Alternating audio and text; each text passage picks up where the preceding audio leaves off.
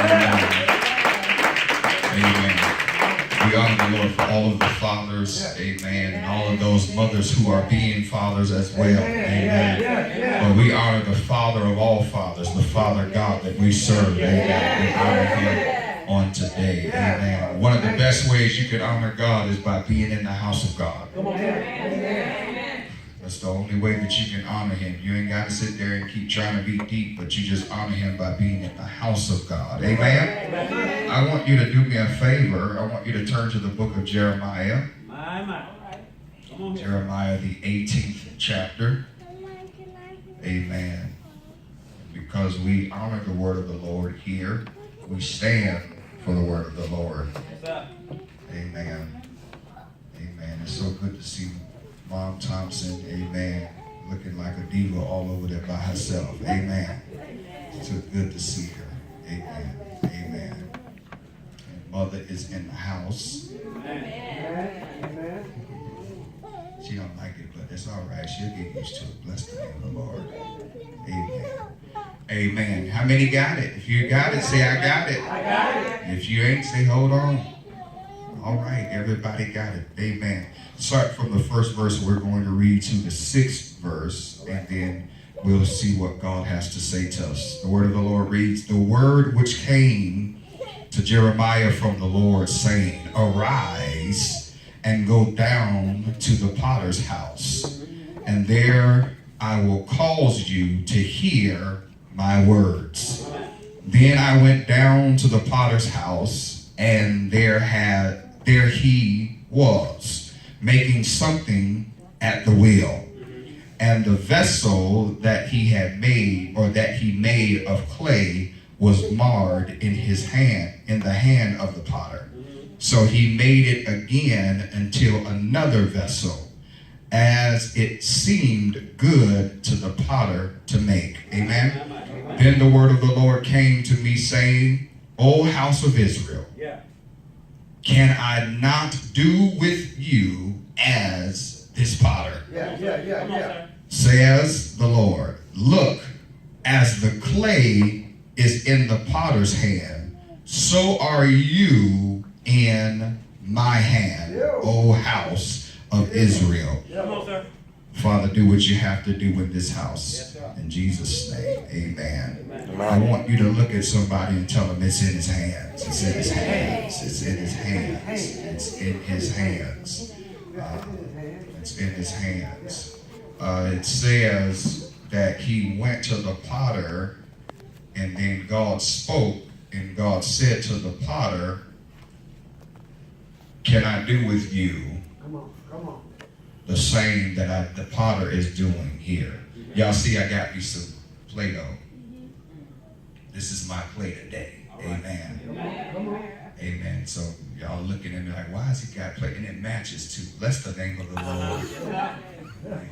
So I'm keep it right there. But as I was preparing for this message, the Spirit of God came and revealed to me and said that he needed me to help the people of God understand that there is no such thing. And this is amazing, because when I walked in, I heard the man of God say it. But there is no such thing as happenstance. Nothing, look at somebody and tell them nothing just happens. Nothing just happens. Y'all gonna talk today. Amen. Nothing just happens. That I designed, he said to me, son, that I designed every individual who is connected to me. There is destiny and deliverance in my hand, and I am sovereign. And he then further said, he said, son, I do what I want to do, when I want to do it, how I want to do it, and with who I want to do it with. He said, you can't stop me from doing what I want to do, because I am the potter. He said, and the thing of it is because I'm the potter, you're the clay. And because I'm the clay, I mold you, I shape you, I break you. I don't know who I'm talking to already. I remake you whenever and however it's necessary, or I deem necessary for you to do it, or for me to do it. So first of all, when you look at the potter, we must establish it. We must establish the fact that God is sovereign. Yes, sir. Yes, sir. That He has an absolute right to deal with us any way He wishes to. Tell somebody He can do whatever He want to do. This is illustrated in a tangible form when we look at God as the potter and we as the clay. How God looks at us as the potter, and this is who we are. And if you look at this clay, now some of y'all on different times during this little time I'm up here, I want you to look at that clay, because it doesn't move unless somebody does something with it. I feel like preaching already. It doesn't move unless I pick it up and do something. It has a shape. I feel like preaching already, Pops. But it has a shape, and then if I choose to change the shape, it'll still be the same thing until I pick it up and do something else. So I can do whatever it is I want with this, because while it's in my hands, I have control over it. Come on, sir. So the clay, the potter, he has the ultimate plan and the objective design, meaning that he already knows the design that he's going to create when he sits behind the wheel. No potter just gets behind the wheel and just creates. Come on, sir. Right. They don't just get behind there and then they sit behind the wheel, because you know a potter, they sit behind the wheel and the wheel is a little circle thing, and then they have a pedal on the ground and then it spins it. Sometimes you got to add water to it. Hallelujah. But his foot never stops moving until he shapes what he needs to shape. And sometimes if you read the text, what it said is he looked at it and it didn't look right, so he smashed it and started all over again. So when you look at creation, you look at the narrative, the first place that you really see God as the potter and us the clay. Well, what do you mean? Genesis 1:3 says, God says, let there be light. He had to see what he was getting ready to form. You were there, but he still needed to see you where you were. So he ended up saying, I need there to be some light here. And then verse 6, he says, let there be expansion. God, I feel you. Then he turns around in verse 14 in Genesis 1, he said in 1 and 14, he says, let there be light in expansion. Come on, sir. But in verse 23, the narrative shifts, and he goes from saying let there be to let us make. God help me. And then in the process of him saying let us make, he says when he gets to man. Come on, sir. Come on. When he gets to man, he doesn't say let there be man. He says let us make man. Y'all missed the text. Y'all missed it. At first he said let it be, and then he gets to the point where he turns around and said let us make. Come on, sir. I see you down. Come on here. I need y'all to open yourself up. He spoke light. He spoke fish. He spoke sun. He spoke moon. But when it came to man, he just didn't speak. He said let us make. Then after he said let us make, he turns around and says let us shape him into our own image. So you went from a B to a us. So you got to change my.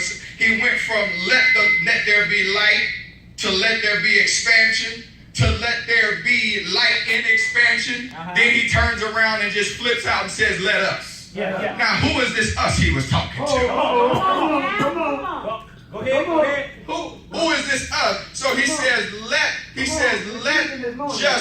let's not just speak to it. He said let us make. Then when the process began, God did not just speak to you, God made you. Right. Yeah, come on. He didn't just speak to you. Then after he made you, the Bible said he formed you from the dust of the earth and fashioned you. This is the potter I'm talking about. And crafted you. Then he stepped back and said, it's good. See, this is what people that deal with low self-esteem need to understand. God never made anything that he never said wasn't good. Because when he stepped, see, the thing of it is he created and kept creating and kept creating until he got you to where he needed you to be, and then he stepped back and said, oh yeah, that's good right there. And the thing of it, turn me down some. And the thing of it is when he made you the way he needed you to be. Oh yeah.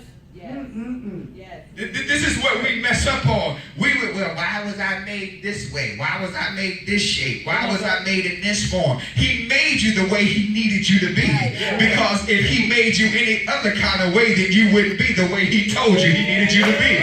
So he stepped back and looked at you after he shaped you, after he formed you, after he cut you a little bit, and then he looked at you and a part of you didn't look good, so he smashed you all over again, and he started doing it all over again. He started forming you. But one thing about it is you never left his hands.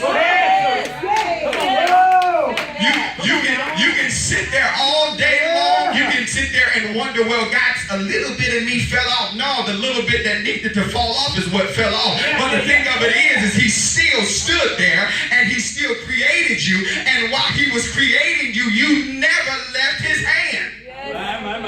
Oh yeah. So you went from he went from let there be to let us make. So he formed you. Then he looked at you.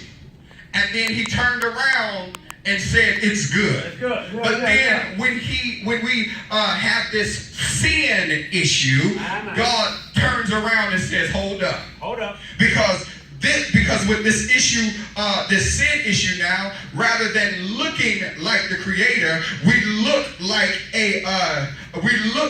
the enemy. Okay, all right. So instead of us looking like who we're supposed to look like, because we choose to live a life of sin, because we choose to walk a life of sin, we don't look like what he made. Yes, sir. Come on, in Genesis. We look like something else. Do you know the devil? Yeah, we know him. And at best, he is nothing more than an unemployed musician with a Messiah complex. Come on, you teaching. He's mad because he could not go there, or he couldn't go where God was. He could not be a God. He wanted to be God because he thought he was bad enough to be God. He had a complex. A lot of us in the body of Christ, we got complexes. We think we can be the pastor, but we don't want to go through what the pastor go through to be the pastor. So we got the pastor complex because somebody told us we did a good Easter speech. Somebody told us that we did a good little sermonette for 5-10 minutes. To where now we got business cards. Now our name is Minister or Reverend so-and-so or Dr. so-and-so. You ain't gone to school not one day in your life. All of a sudden now you a doctor or not. Matter of fact, you went online and printed you out a certificate. And when you printed out you the certificate, they gave you a little license pop. And now you want to walk around and say, oh, now, yeah, my name is Reverend so-and-so. You need to call me Reverend so-and-so. No, the devil is a lie. You didn't go through the process that it needed to make. You didn't go through the creation that needed to be created. You didn't get cut or pruned or reshaped. Somebody didn't smash you to rebuild you back to where you need to be. God says, if you're in my hands, then I'll do it. If you follow the process, then I'll do it. But until you can follow the process, you'll never get to what I want you to be. All right, overseer. Come on, sir. You got so many people who want to be something, but they don't want to go through the creation, or they don't want to sit on the wheel to go through whatever they need to go through in the potter's hand. Yeah, that's right. You want it, sir. You want it.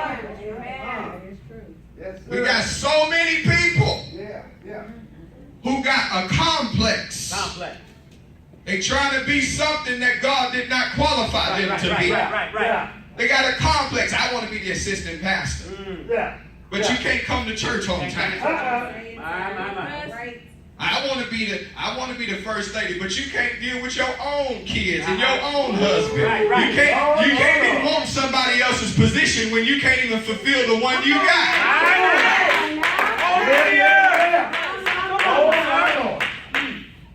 Come on. So he says, Oh, you teaching that.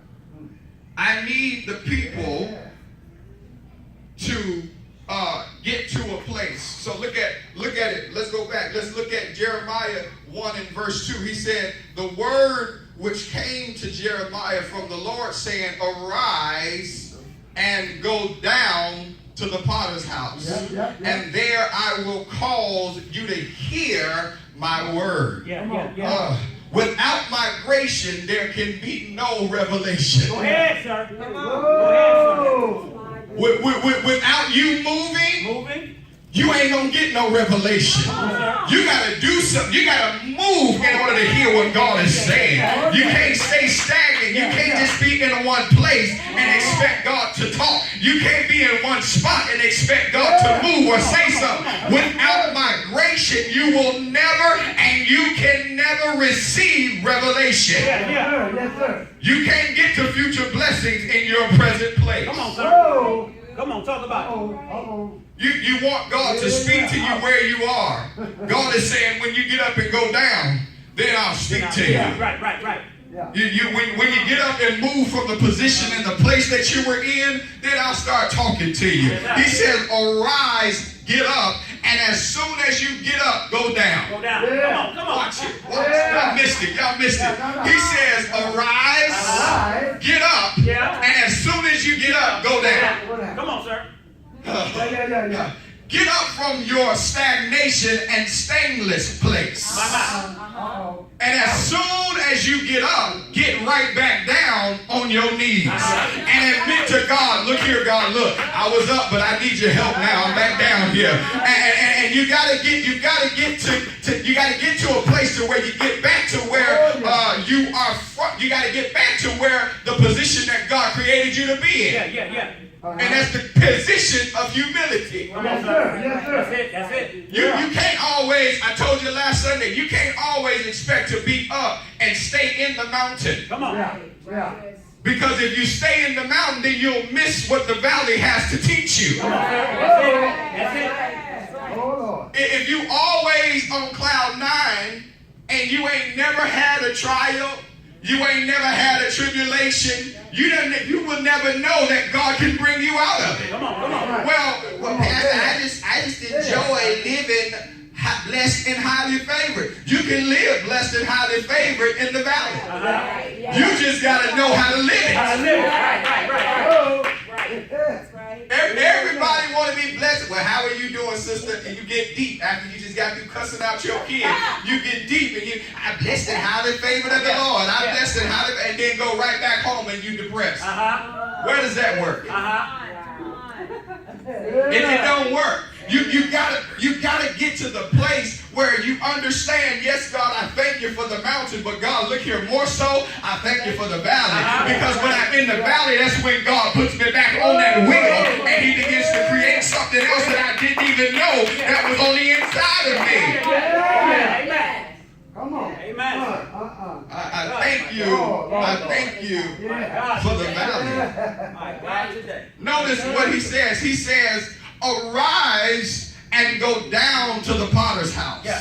And there I will announce my word to you. Yeah. Isn't it interesting that there are some things that God speaks to you that you can't get at your house or where you are? Well, I can just stay here and be saved in the house of God or in my house. I can watch Bishop T.D. Jakes in them. And if I watch Bishop T.D. Jakes in them, I'm going to get a word. But hold up. God said, get up. He said, get up and go down. So how are you going to be able to tell me that, well, first of all, he says, forsake not the assembling together. So how is it that you're going to tell me that, Pop Thompson, that I can sit at home and I can still get what God has for me? No, baby. His word told me you need to get up and then you need to go down. And the only way he going to speak to you is if you get out of your house. Because your house is probably the reason that you can't hear God in the first place. Because you're too busy listening to BET and them and MTVs and them, and you got everything else going on because you don't have no control over your house. You ain't saved or sanctified your house not one bit. You ain't prayed over your house. You ain't anointed your house. So you got every kind of spirit that was already residing there before you got there. And now God says, I can't talk to you there. I got to talk to you away from there. Man, sir. So you gotta. He said it. You got to get away from your house Yes, sir. in order for me to speak to you. Yeah. That is why some things God cannot speak in your life until you let it go. Yeah. And if you won't let it go, sometimes he'll snatch it away from you. Yes. Go ahead and talk about it, sir. You wanted, oh God, you wanted the relationship, you wanted the friendship, you created comfort zones, and you remained in a state that you were in, and God says, oh no, I needed you to let that one go. And because you won't let it go, I'm going to snatch it away from you. I'm going to pull that addiction away from you. I'm going to pull that person away from you, because what they're doing, they're messing up my creation. Go ahead now. Yeah. Go ahead now. Yeah. Yeah. But it is the will of God to work in you, Yes, sir. the need to have distractions removed. Yes, sir. Yes. What do you mean? That is what it meant when Jesus went alone to a solitary place to be with God. That's it. There has to be a place, people of God, where nobody can get to you because nobody can find you because you are alone with God. Yes, sir. Yes, sir. You gotta find, we got people, I got a secret place. Well, fine. But how many times have you been there? My God. It's so secret that you don't even know where it is. When was the last time you actually been in your secret place? To where everybody walking around your house or everybody walking around looking for you.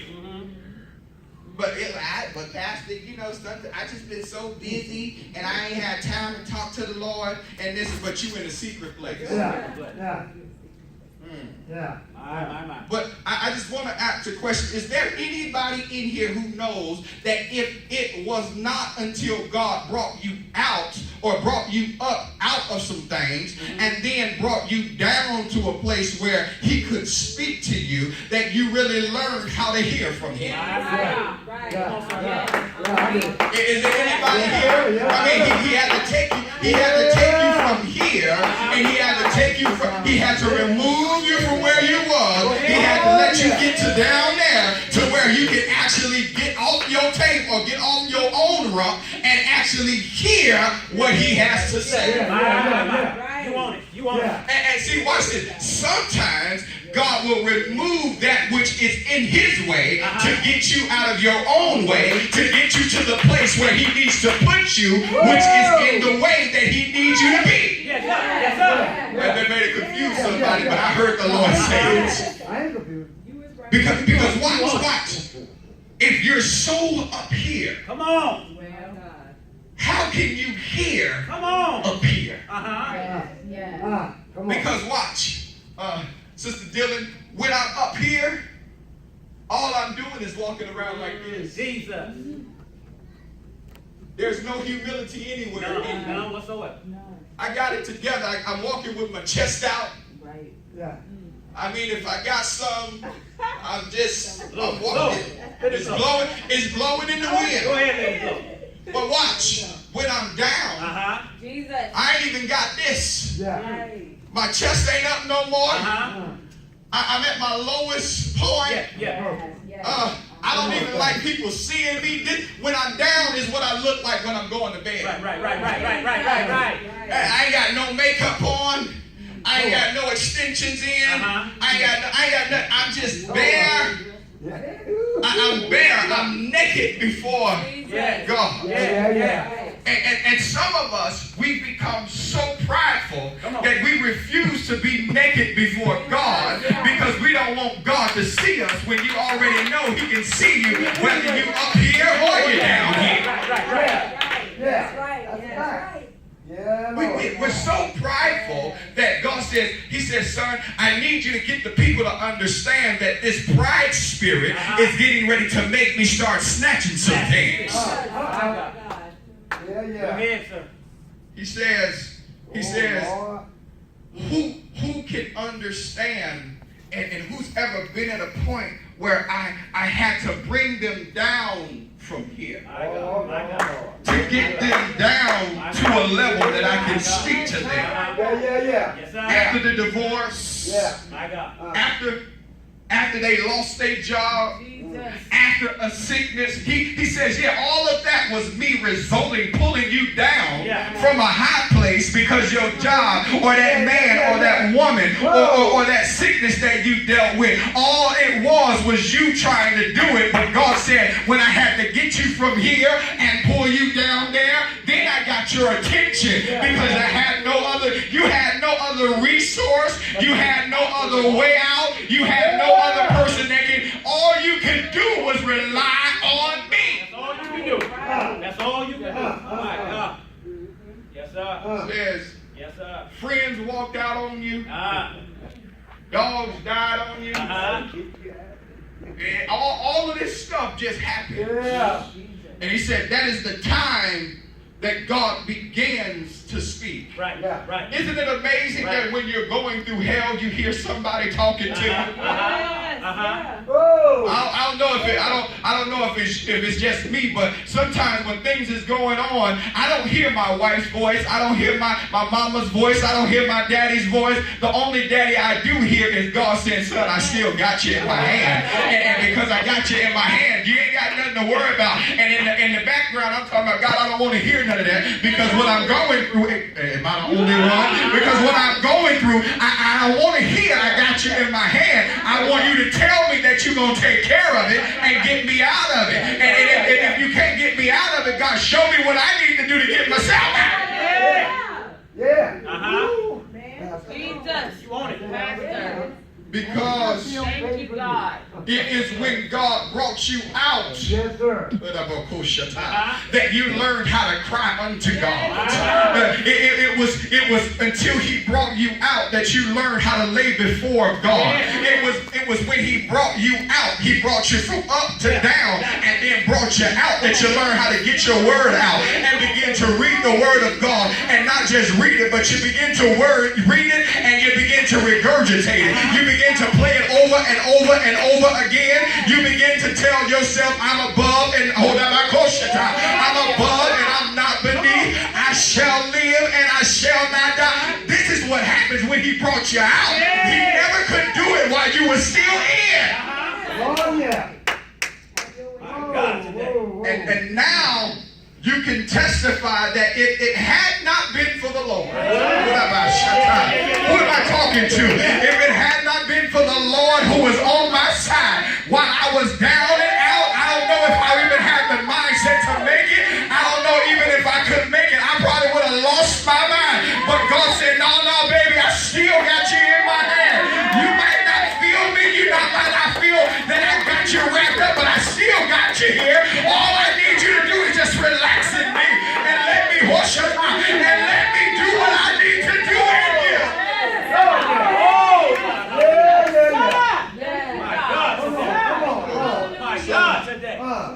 So the prophet Jeremiah goes down there and he notices that he was making something on the wheel. He says, don't talk to him when you get there. He said, just watch him at work. You got to listen to the specific instructions that God gives. He told the prophet, don't you say nothing when you get there. You just watch. Just watch. Who am I talking to? Don't you say nothing when you get there, Thompson. Just watch him. Watching this. So when I get to a place that I don't even know where I am, God, all you want me to do is watch. He said, yeah.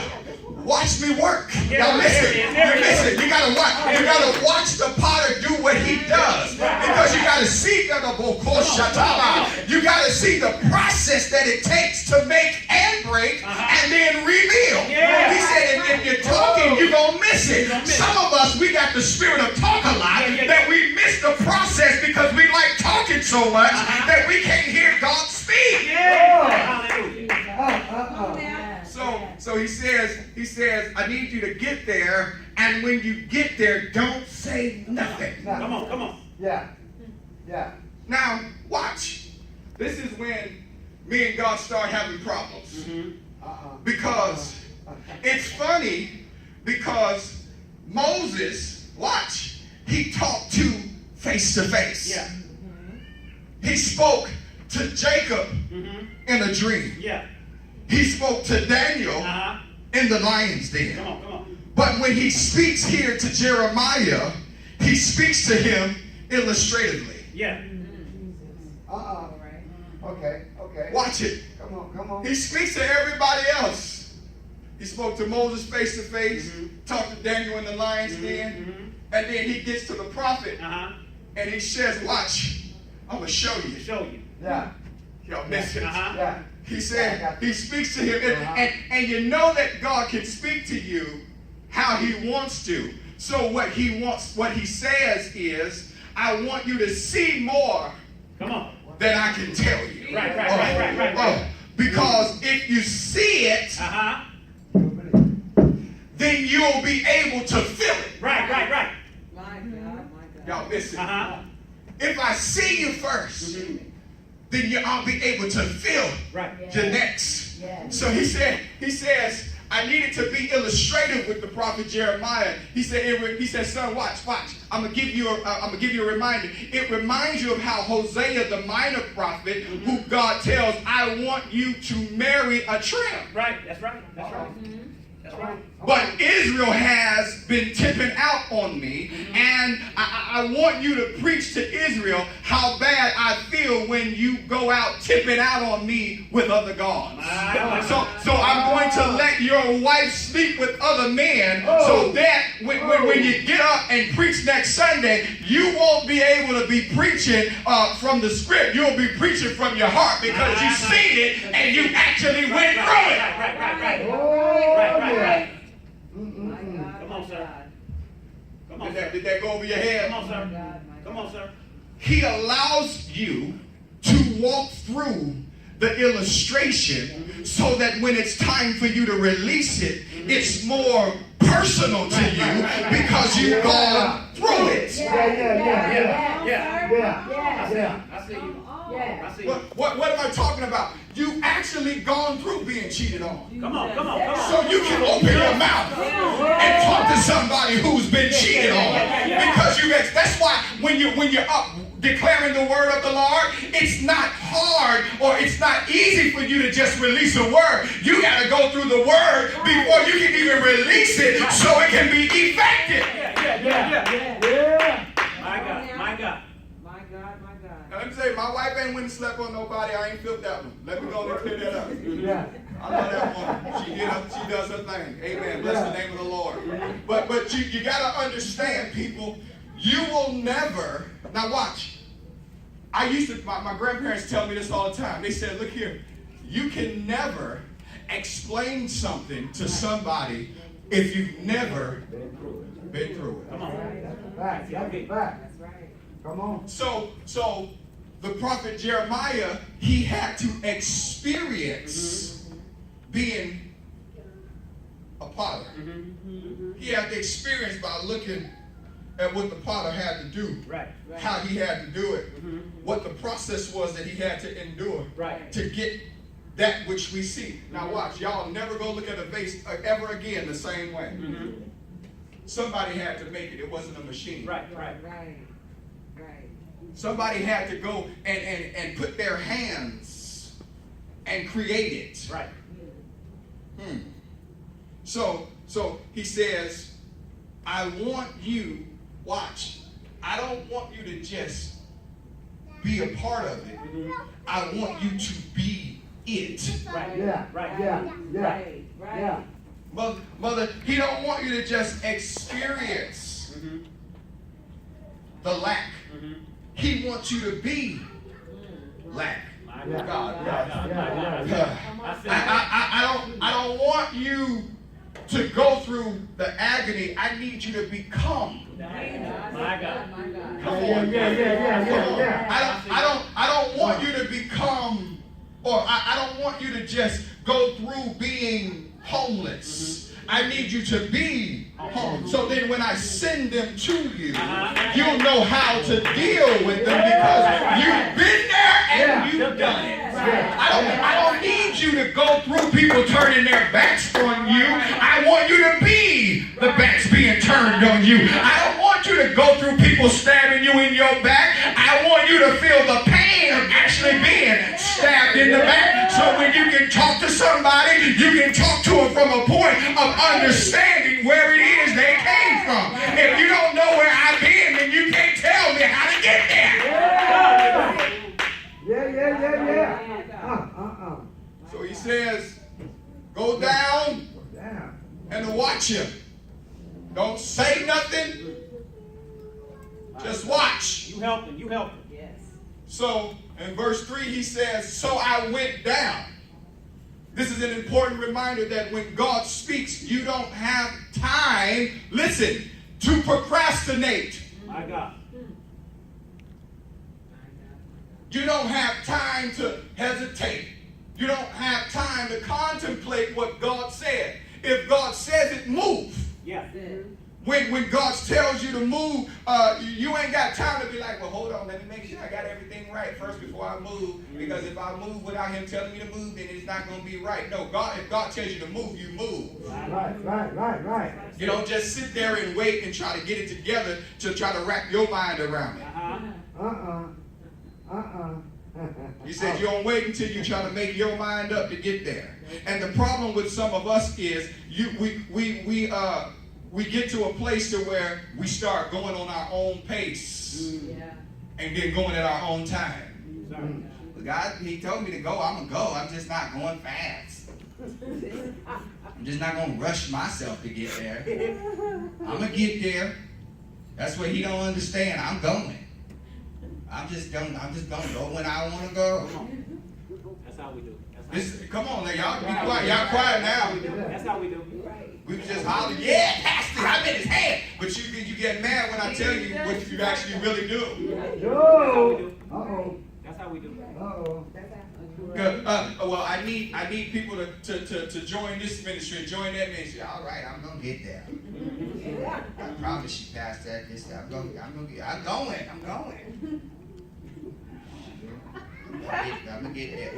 And while you're slowly moving, God is saying they're not ready to come out. They're not ready to go in the fire yet. Right. And because they're not ready to go in the fire, I'm gonna keep on. I'm gonna have to cut out the slowfulness out of them. I'm gonna have to cut out that procrastination. You know God talking to you. You know that it's His time for you to move, but because you just so holy and you so deep and you so righteous, you still tell God, well, God, I'm going to move. I just going to move a little slow. So then He start putting more water in you to try to clean you out. Right. And in the process of Him putting more water on you, He's spinning it even faster because He needs you to understand it's not what you say.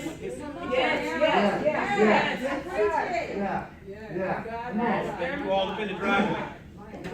So as He was making this clay, He was near done.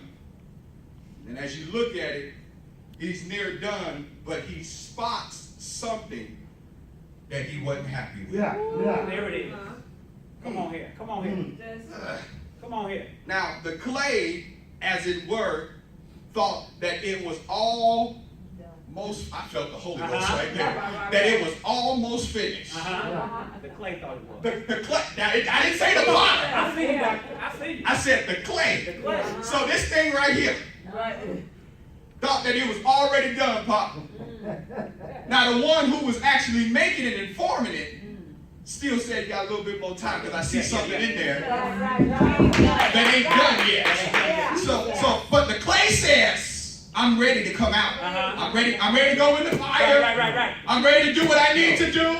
I'm ready, but God says, no. I still see jealousy in you. Whoa.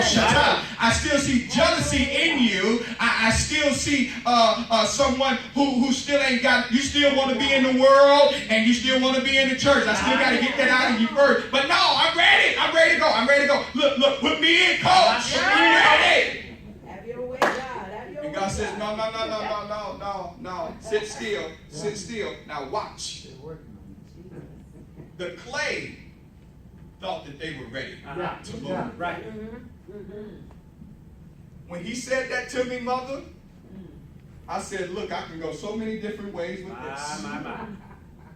Because when you move outside of the timing Come on now. that the potter has designated for you to go in the oven, Yes. all you do is start cracking in areas that you didn't know. I'm not talking to the church. I thought I was talking to the church. You start cracking because you got a thin layer, Thompson.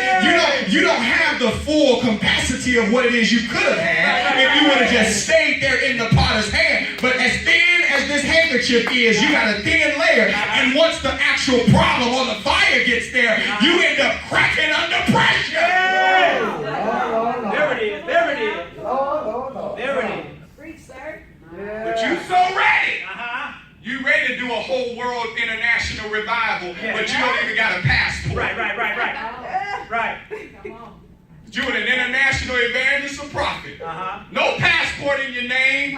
You ain't got no money that you can turn into whatever the currency is. And you don't know nothing about it. You don't know what demons you gonna deal with. And God says, you know what, since you ready, go ahead and go. But when you crack under pressure, I'll still be right here. Because what I'm gonna do is put a little more clay. I'm gonna mash you and I'm gonna bring you back. My God. You got so many people, Pop, that they're so focused on trying to get out of the potter's hand that they don't want to sit and wait through the process. Yeah. Come on. My God. Yeah. And when you have a skilled potter, Yeah. he knows how to do what he got to do. Right. When you got a skilled potter, he knows when he needs to speed it up a little bit. He knows when he needs to take his foot off the pedal. But he knows when sometimes he got to apply a lot more pressure in certain areas. Because there are certain utensils that a potter uses. He uses this one thing that it begins to, when you speed it up, he puts it there and it begins to cut areas that he don't want there. And the clay still falls on the wheel. Yeah.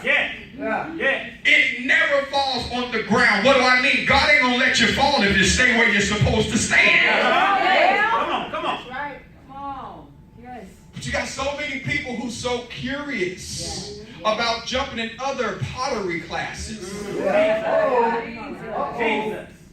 Baby, you got a car ready? Because I'm about to hurt some people here. It's not your class. Look, Kayla, they want to jump in somebody else's class. Right.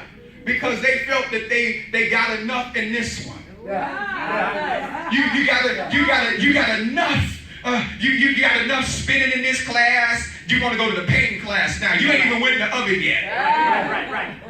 And this is the problem that we have with the church. You got so many people who's trying to rush the process that they end up continuing to become collateral damage. And then they want to blame it on the leader for them being collateral damage when the leader has connection with the potter. And while the leader has connection with the potter says, look here, I need you to cut them in that area. They still ain't got it together, so cut them. And then because you're so ready to go, you choose to move and remove yourself from being on the wheel that the potter tells the apprentice.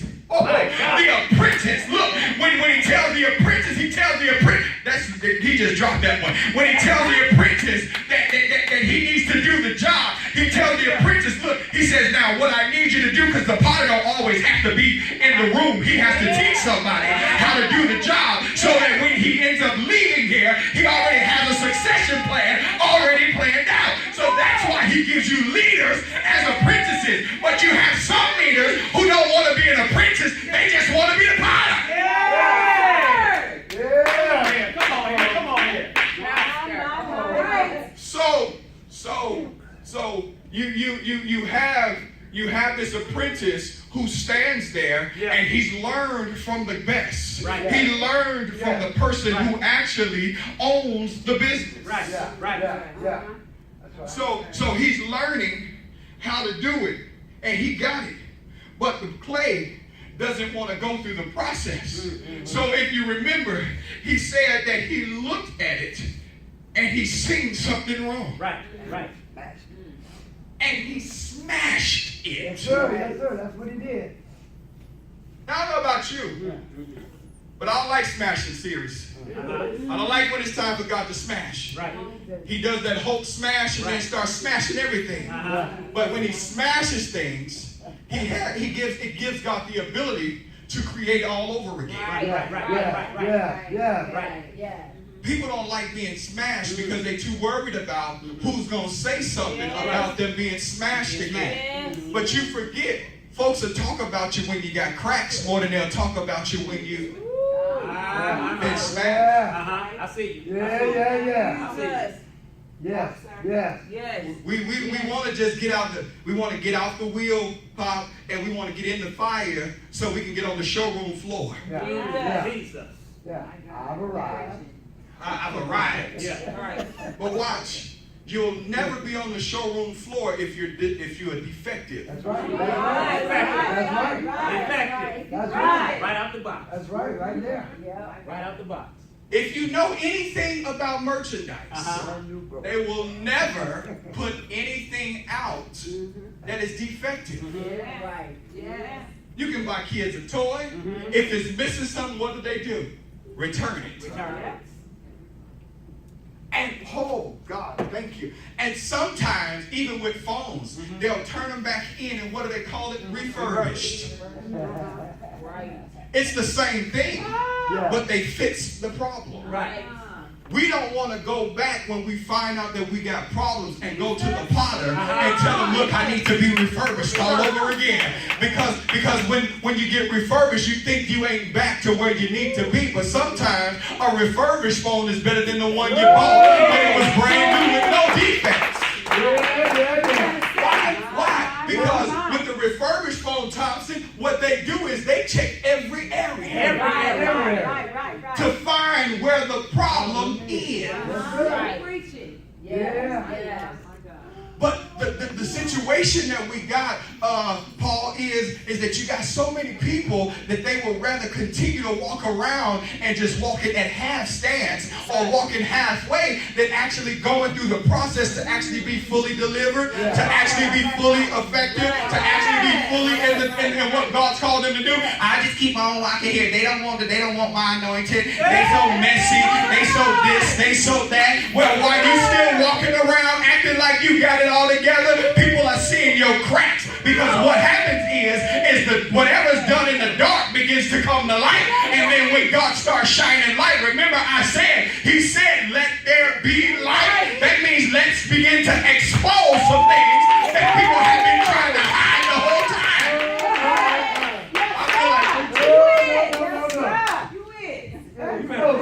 You better preach. So you want to be so anointed that you want to be so anointed so fast.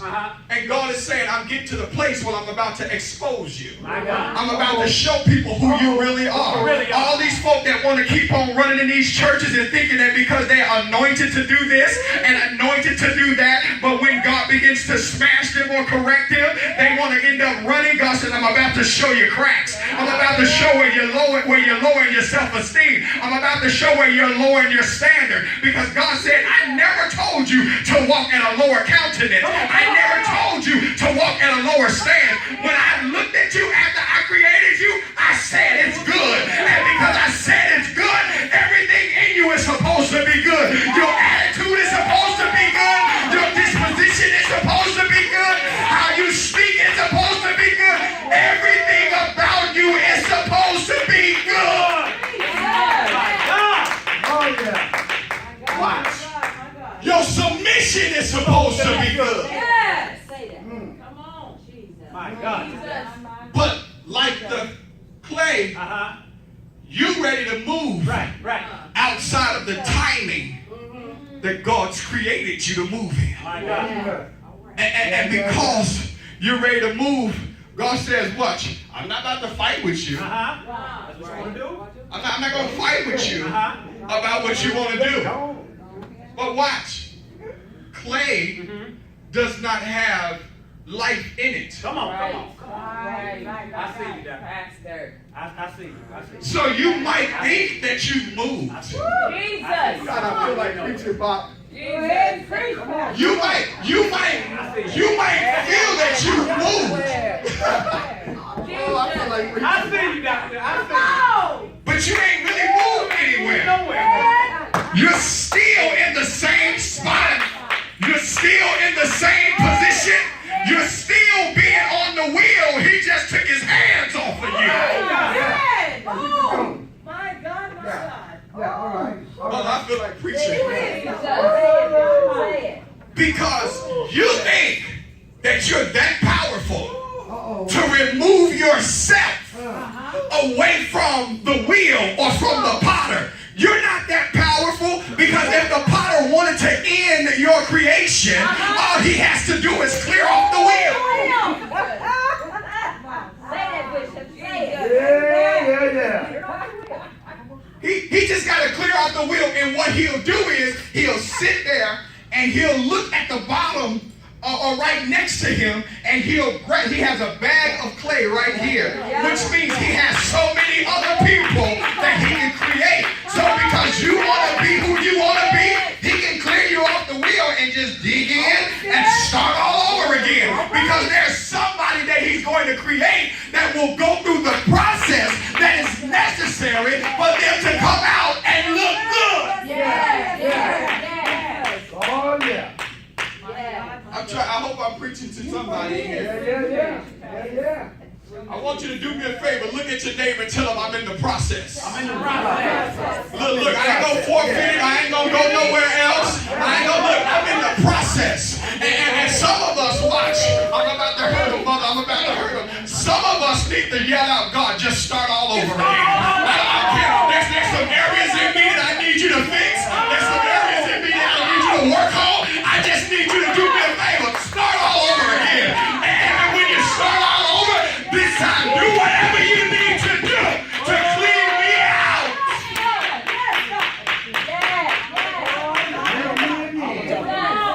I want to talk to you. He says, but watch this, Pastor. I'm 35 years old. I can't start all over again. I'm 40. God, I can't let you start all over again. I'm 50. I'm halfway on my way out of here, Lord Jesus. But I ain't got time for you to start me over again. But watch this. But because I've got something ready for you, God says, in the last part of your life that you weren't ready for, I gotta speak to somebody. In the first part of your life, he says, I am getting you ready to remake your finances. I decree and declare, he says, I'm getting ready to remake your credit. I'm getting ready to remake your house to be livable again. I'm getting ready to remake your marriages. I'm getting ready to remake your attitude. Somebody shall start all over. My God. Yes, God. Thank you, Lord. Thank you, Jesus. Says, I'm going to get ready to start all over. Yeah. And when I start all over, everything, every area that I need to touch, I'm going to touch it if you allow me My to. Lord. Yes, sir. Well, preacher, how can I get God to start it all over? Watch. Just hear this. Isaiah 29:16 says, surely you have things turned around. Yes, sir. Shall the potter Yeah. be esteemed as the clay? For shall the things made say of him, who made it? He did not make me. Or the thing formed says to him, who formed it? He has no understanding. Well, what does that mean? He says, What he says, when you make statements like that, he says God has us to understand that the eagle-eyed prophet Isaiah, he says, what do you mean that I don't understand you when I made you? Listen, some of us want to keep on asking God, why? And God, you just don't understand. Why do you keep allowing me to go through what I'm going through? And God told me to tell you, stop asking me why it is that I don't understand why you're going through it. Because I'm the one that put it there for you to go through. So because I put it there for you to go through it, I understand why it is affecting you the way it's affecting you. My God, come on, come on, come on. Yeah. You may not understand it, but I understand. And that's the only thing you need to understand. I, God, am the one that understands it. I, God, am the one that put it there. I know the right stuff that's right. I know the stuff that's right with you, and I know the stuff that's wrong with you. I understand your sex drive because I gave it to you. Come on here. I understand that you got that some of you deal with the spirit of perversion because I gave it to you. I understand that you don't understand, God, why is it that every time I turn around I keep on attracting these low-life guys or these low-life women? I gave that to you, and you need to understand everything that I gave you, I gave it to you for a purpose. I gave it to you for a reason, because it's all going to get you to the place that I can put you on the showroom floor and you can say, well done, my good and faithful servant. My God, come on, sir. Well, God, why am I dealing with this lust spirit, and why am I dealing with this people-pleasing spirit? I gave it to you. My God, Oh, yeah. my God, my God. I know everything that is wrong with you. Yes, sir. But then watch this. I also know everything that's right with you. Yeah, yeah, yeah. Yes. How can the clay question the potter? Yeah. My God. How can you question God? Oh. Jesus. Jesus. But God, why? How do you allow your mouth to be fixed to question me, says God? My Lord, my Lord. Yeah. When I know everything that is going on. Yeah, yeah. Come on. Oh, this is amazing. We can shout Yeah. Jesus. when we're just talking about the good stuff. Yeah. We don't shout when we're talking about the stuff that gets real. Right. Why is it that you always forget who I am and why I am what I am? Yeah. Whoa. That's why people couldn't give me a name. I just said I am. Because you need to understand that I am who I am when I want to be what I am. Yes, sir. Right. Come on now. Oh. Lord. Jeremiah specifically says that there was some clay or something on the clay that the potter didn't like. Right. There are many versions. One says that it was marred. Another one says it was marked. Another one said it was stained. And then another one said it was spoiled. Come on, God. Some of us are so spoiled that folk can't even be around us. Right. Right. Ooh. What am I spoiled? Your attitude Your stinks. attitude. Your disposition stinks. Yes, sir. And God tells you, look, I'm so sick of your spoiled spirit. I need you to get back in position because I need to crush you again. Right. My Right. God, my God. You got to hear me. Amen. Ouch. You want it? Because I'm talking to some people that are well into the process. Listen to Oh, me. Lord. You're well into the process. Don't be surprised if you place all of your energy, time, and resources into something, but it doesn't come to pass because it may not be a part of the vision that God has for you. Yes, sir. My Lord. But Yeah. then don't be surprised Yeah. if you put your time, your talent, and treasures in things, and then it starts showing up. It's because God's vision is starting to come to pass Yeah. in your life. Stop trying to tell God when to move. Yeah. Stop trying to tell God, well, God, I think it's time for me to just expand my territory. I said you can expand it all you All you want. want to. But let's go ahead and be real. Mm-hmm. You still gonna be in one place. Uh-huh. Uh-uh. Because watch. The only time that the clay moves is when the potter moves it. Right, right, that's right. My God, my Right. God. And all he does, he doesn't take the pot of the clay off of the platform. Mm-hmm. He just lifts the platform, puts it on a tray, and slides it into the fire. My God. Right. You want me to give you scripture? Mm-hmm. He will exalt you That's right. Yeah. Yeah. Yeah. in due season. You'll see. Didn't see. That means you are in a low place. Because if you ever go to a pottery place, they're never all the way up here. What they're doing is the potter sits in the chair Mm-hmm. and he's low. Right. Right. Right. He's in a low place Mm-hmm. and he's creating. Mm-hmm. Right. You were created in a place where God can use you. Yeah. Yeah. All right. Bring me a Right. chair. My God, my God. If he's creating you in a place, then you got to understand that while he's creating you, he has you in his hand. Mm-hmm. Because this is how a potter sits. Right. He hovers over you. Mm-hmm. All right. And he has his, come here, son. He has his hand, hold this. He has his hands on you.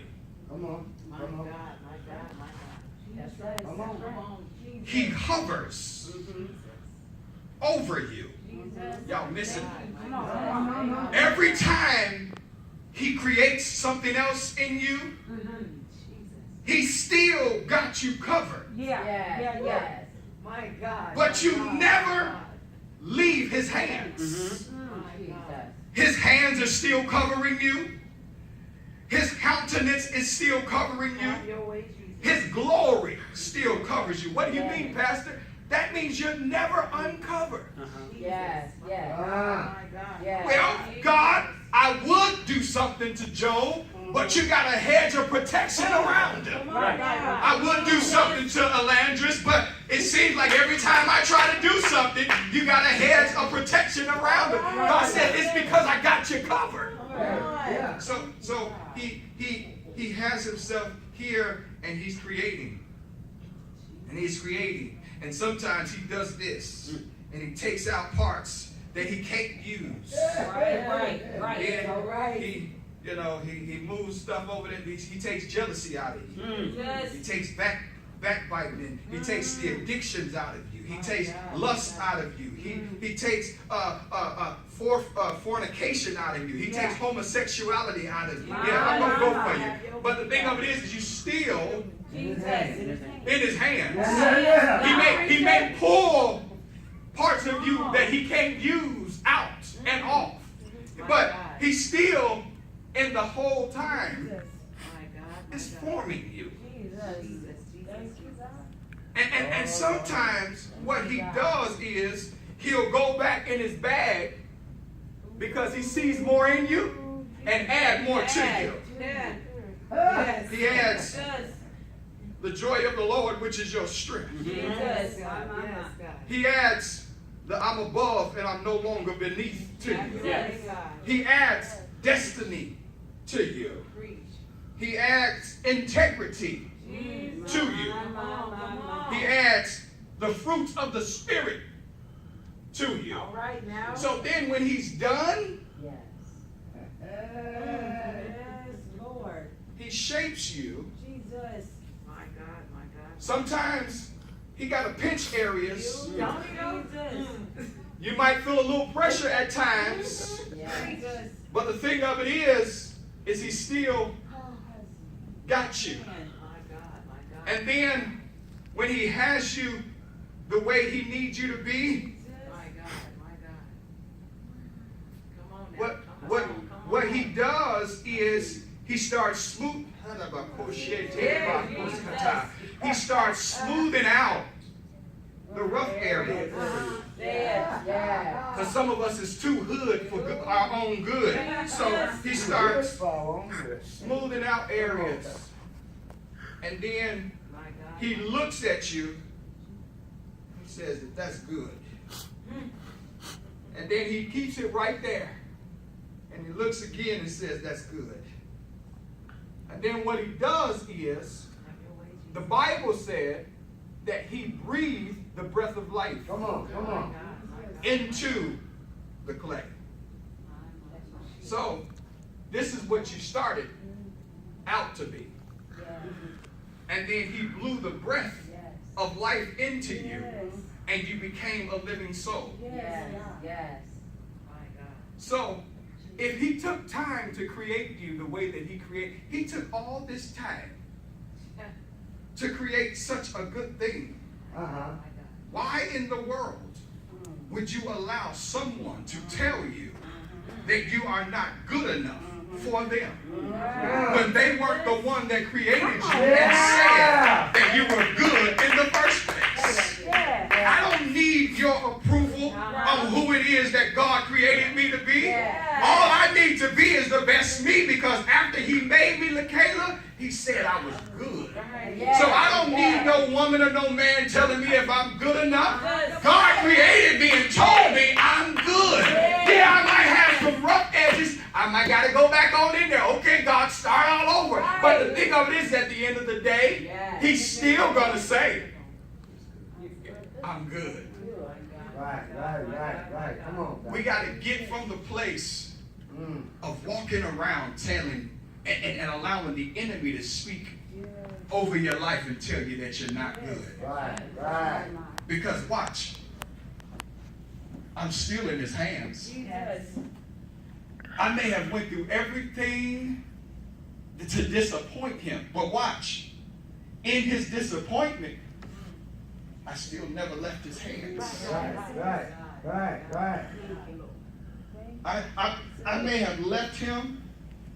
I may have turned my back on him, but watch, I'm still in his hands. Every single time I told God no, when he said, I need you to move forward, he said, all right, I'm going to let you sit there for a minute. But he never left. I never left his hands. Right. I need y'all to understand. Stop walking around like you don't have his hand on you.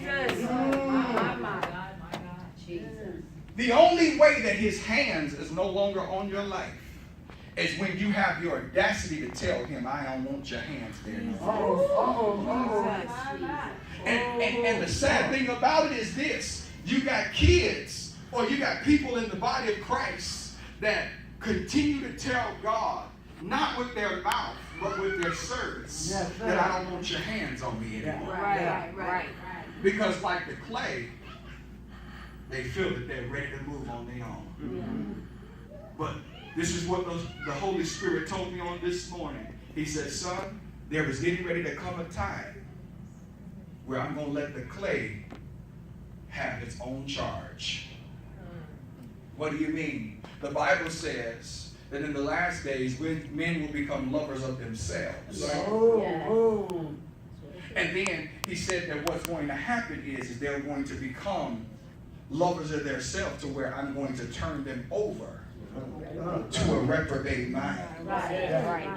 Which means that I'm going to let you do whatever you want to do. You may still think you're on the wheel, but you've been swiped off the wheel a long time ago. And you want to focus on so much on trying to be like everybody else. When I shaped you different, I shaped her different, I shaped you different, I shaped everybody. Stop trying to fit into other people's mold just because you think that they look better in the mold that they're in. You don't understand the process that they had to go through to get the shape that they got. If you're a little bit chunky, deal with the shape. If you're a little bit small, deal with the shape. Because watch, the thing of it is when he made you, he said you were good. Yeah. You gotta stop trying to do spiritual plastic surgery. My God. My God. Come on now. My God. But what you mean, Pastor? Stop trying to put stuff on you that don't belong there. Right. If you ain't a prophet, stop trying to act like that's who you are. Right, say it. My Lord. Come My on Lord. now. If you're a deacon, be the best deacon that there is. Yes. Amen. If your first impressions be the best that there is, stop being something that God did not call you to Yes, be. sir. Amen. Yeah, you're right about that. Yeah. Yeah, Because yeah, watch, as long as you keep trying to be something that God didn't make you to be, He'll never begin the process of creating you to be who He called you to be. yeah. No. Because what He has to do, He has to wait for you to stop trying to be something else that He did not create you to be. Amen. Oh yeah, there's this silence. I understand. Mm-hmm. Stop trying to be something that God did not call you to be. Amen. Amen. Yes, sir. Because watch, as long as you stay in His hands, Uh-huh. He gonna make you be who you need to be. Right. And watch, He's going to exalt In due season. you in due season. Thank you, God. What happens when He exalts me, Pastor? There's gonna be some fire. Jesus. But that's all right. He knows the right time to take you out. He knows how to polish you up. He knows how to give you what you need. He knows how to design you the way Right. you need to be designed. That's right. That's right. He knows if you're going to have a spiral on you, or He knows if you're going to have a straight line across. He knows if you're going to put a flower there, or He knows if He knows everything that He's going to do. Watch. And once you're finished, what they put on the bottom is, it's all good. My Lord. My Lord. That's right. Because watch, a potter always marks his creation. That's right. That's right. Yeah. That's right. Yeah. Oh. Jesus. And if you don't see His mark on you, you might need to tell Him to start all over again. Lord. What's His mark, Pastor? If you're not acting the way He called you to act, His mark ain't on you. You so rebellious that you can't move when God says move, His mark ain't on you. That's right. That's Your right. mark is there. Yeah. He's still sitting behind the wheel waiting for you to just stop. Because when you stop is when He starts. Yeah. Come on, sir. Come on, sir. Get up, people, Mhm. and go down. Come on, sir. Stop trying to get up and stay up. Look at somebody and tell them, get up and go down. Get up Get up and go down. Okay. Get up Father, and we go thank you down. and we praise you Yes, Lord. Yeah. for what it is that you said to us on today. Yes, Lord. We thank you, God, that we are still in your hands. The ultimate potter, the ultimate father of creation. God, we thank you that we're still in your hands. God, there's times where we wanted to walk out and we wanted to jump out on our own, but you still sat right there and waited for us. God, we thank you that even during the process of pruning us and the process of cutting us, God, you still never gave up on us. Thank you. And for that, we're grateful.